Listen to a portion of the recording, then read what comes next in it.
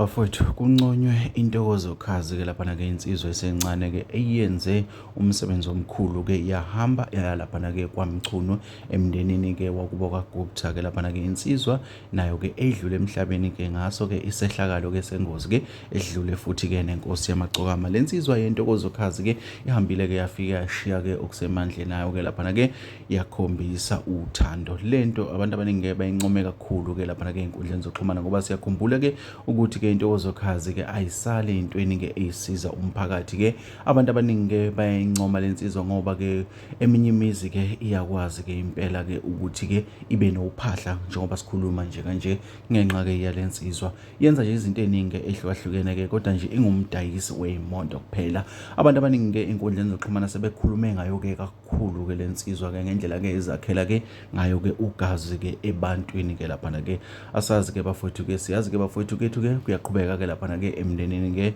wakhona ke laphana ke kwaGupta kwaMchunu ke laphana njengoba kuveziwe ke ukuthi ke kuzofihlwa ke ngalo ke uLesihlanu ke laphana ke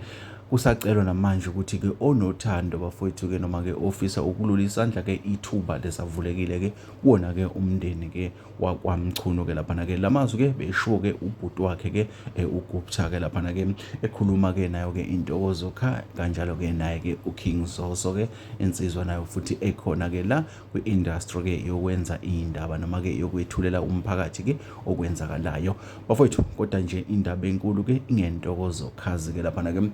ethe yalula isandla bafowethu kwaba khona ke eyikwenzayo emndenini ke wakwaMchunu kungayona yodwa kodwa ke lokho abantu bakuveza ngenxa yokuthi ke sekukaningi bonakala ezintweni ezisuka zidinga isandla avela afuthi akwenze okuhle okuncomekayo insizwa esencane lesikhuluma ngayo bafowethu ngicela sidibane kwezinye